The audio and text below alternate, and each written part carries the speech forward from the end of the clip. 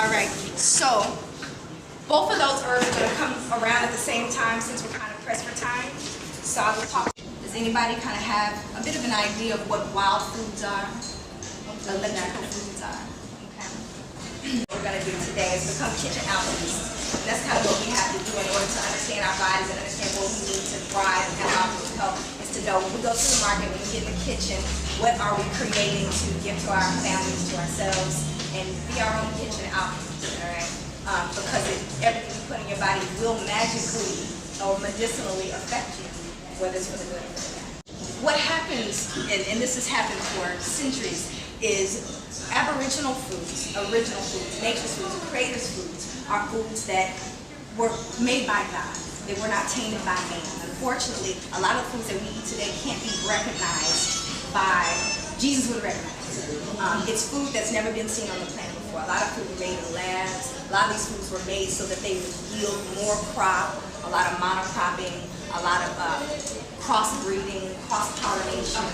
A lot of the food that we're eating is affecting children. It's making them autistic. We're seeing childhood diabetes. We've never seen that before. We're seeing obesity with these children. Like, it's more than just the fact that they're being still, the fact that they're in front of television. It's a lot more than that. Children are eating foods that do not agree with their natural biomolecular structure. And I got so excited to see these black, small organic grapes, and I grabbed them immediately and I started chomping on them in the bag. And I'm thinking, oh yeah, and I said, I don't taste any seeds in here. There's no seeds in here. And I'm thinking, hold up. So I put them back, and my girl said, oh, you like seeds? I said, no, it's not that I like seeds, but I don't want to eat a grape without a seed. So when did God make a grape without a seed? Does that make sense? God don't make grapes this and seedless that they're trying to make it convenient for you. They've got somebody in a lab working on making food convenient for you, so you don't have to pick out seeds, but we need those seeds, and a lot of them are actually digestible. And what happens also that's really unfortunate is when food doesn't have seeds, these fruits and vegetables, it has a manganese inhibitor that causes sterility.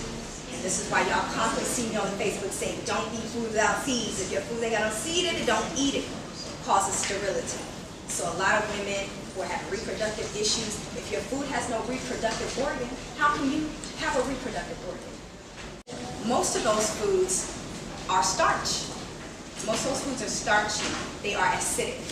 All right, and this is how we get all this inflammation of the arteries, hardening of the arteries.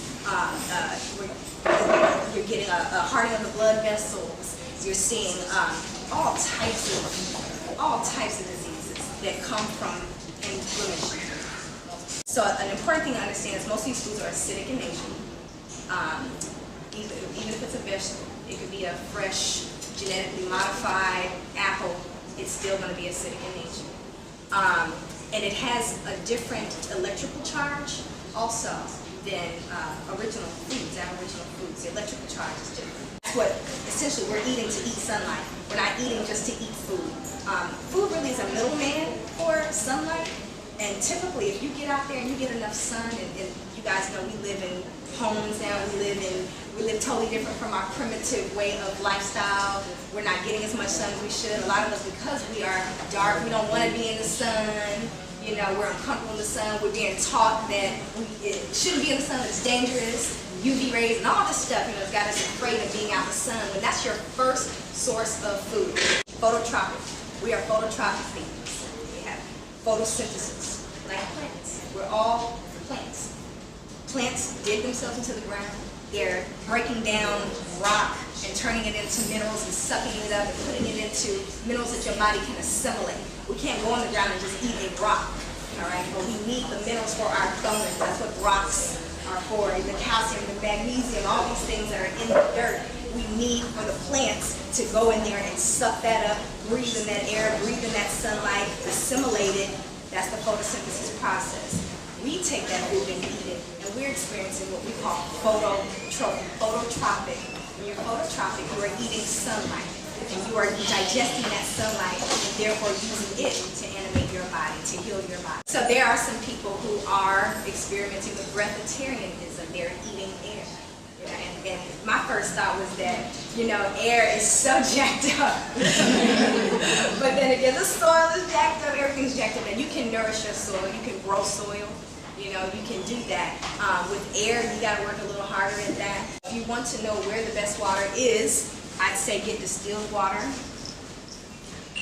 Get water that is in glass. If you're gonna carry around water, carry your water in glass, because the plastic does release an EPA hormone that will seep into your water, and it causes cancer, breast cancer, all kinds of issues. So be careful about plastic water bottles. You can stay away from them, do your best to stay away from them. I won't say don't get your water in, you gotta get your water in, but be very mindful where you get your water. The best water is going to still be distilled, because that's the way that nature makes water. Through the water cycle, when water goes up and comes down and it's going through the whole water cycle, it's a distillation process. When you eat it in a cucumber or in a watermelon, that's a distillation process. That's how God makes water, is through distilling it. All right? And the fruits and vegetables is the bulk of where you should be getting your water. If you're eating plenty of fruits and vegetables, you should not be dehydrated. They were buoyant, they were what's called aerobic, but not anaerobic. Right? So the blood cells, just from drinking that water, changed dramatically just in her drinking that water one time. All right? This is stuff that, I mean, down to your cellular level, your tissues, which affect everything, your skin, your hair, your nails, your everything, your mind. You gotta get the water in. All right? You have not incorporated them into your life.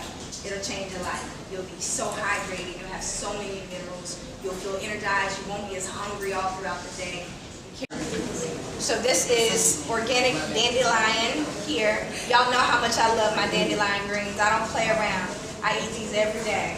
These are amazing. They are very bitter. They grow wild. I know y'all see them outside. They're everywhere. And they're gangsters. And that's why we need to eat them, because they are so wild. Attend to. Wild foods don't have to be tended to like that. They grow, period. They grow in nature, period. They are wild. They don't need your attention.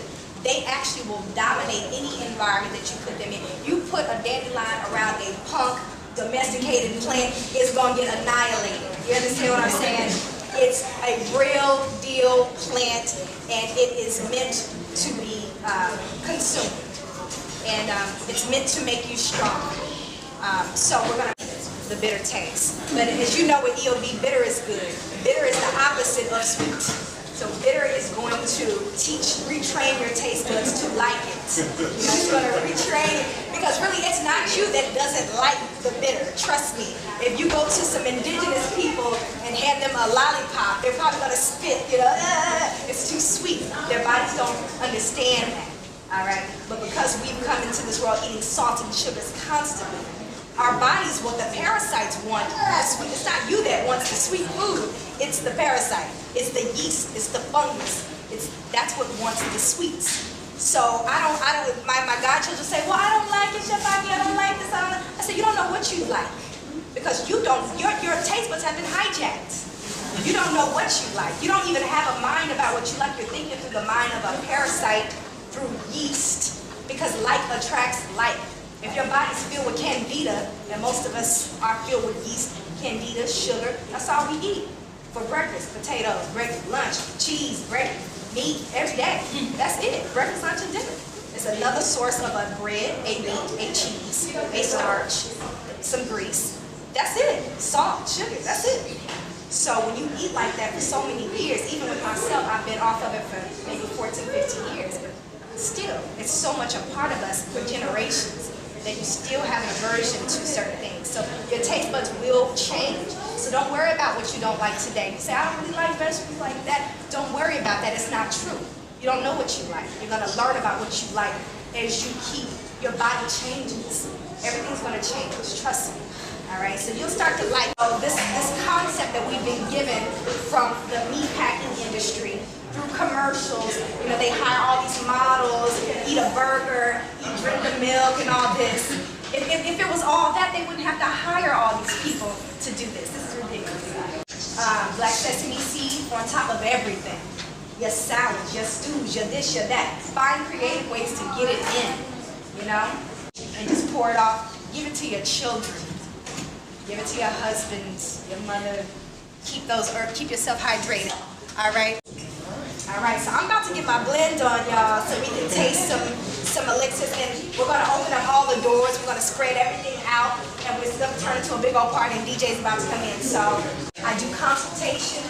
This is my life. This is all I do. Nutritional consultations. I help you to transition from a sad diet to a healthy diet. So if you need some counseling, if you need private coaching, you need private classes, if you need in-home cook, private cook, catering lessons, etc., you can come talk to me about that. All right, and I'll have my business cards for you guys. 1-800 number, all of them. All right. Yes, I got you. All right. So, it comes out and they do a little test. Bam, alkaline. No, God don't run water over eggs.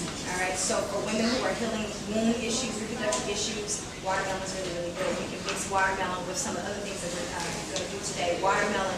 Any of the red fruits, hibiscus, sorrel, red raspberry, red clover, watermelon, all those things can come together and create a really powerful tonic or elixir for put it off in the fridge, take 2 tablespoons of it, throw it in your smoothie every morning. All right? Throw it in your desserts, make it pie filling, whatever. Ice cream. All right, so that's coming around. And I guess we'll move on to the next one, which is hemp seeds. How many of you guys are familiar with hemp seeds? Vegetables, salads, I throw on top of all my. You can get it from 7-Eleven, you can get it from Farmer's Market now, carries it in bulk. You get it at Whole Foods. So the sea moss is still coming around. I think the hibiscus is probably passed around. The vibratory frequency to emit from it and see the light around it, see the aura. And that's what we want. We are electrical beings. So at the end of the day, you need electricity. When you're eating all the starchy, heavy, greasy, all those things are dulling your frequency. Those are things that are actually clogging your aura and your frequency, and you feel it. You know, you're tired, you can't be productive. And I know for me, a lot of my dietary choices are just because I have too much to do. I can't afford to go to sleep in the middle of the day or pass out with the cow that you'll see this huge ray of light coming off that cow to stimulate your mood. Hey, a little bit of the nettle because we've got in the raspberry leaf because we've got a lot of different things to taste. Thank you. So we can pop these out. We're gonna put it in here and pass it out. That's why it's really good for reproductive organs, reproductive issues. A lot of midwives will. I'll pass around the raw raspberry leaf as well. This one just... Yeah, and I'm just going to pass it around in the bag just so you can visually know what it looks like when you're out and you see it. It's very fluffy. This is a wonderful way to get your vitamins and minerals. And I put it in something like this here. And you can find these at TJ Maxx, Michael's Ross, you know, wherever. Put it to the side. I got this for $19.99 at Starbucks one day. I was just sitting there. I was like, oh, it's $19. Look at that. So, why not? So, this is great just to steep your herbs overnight, set it off to the side.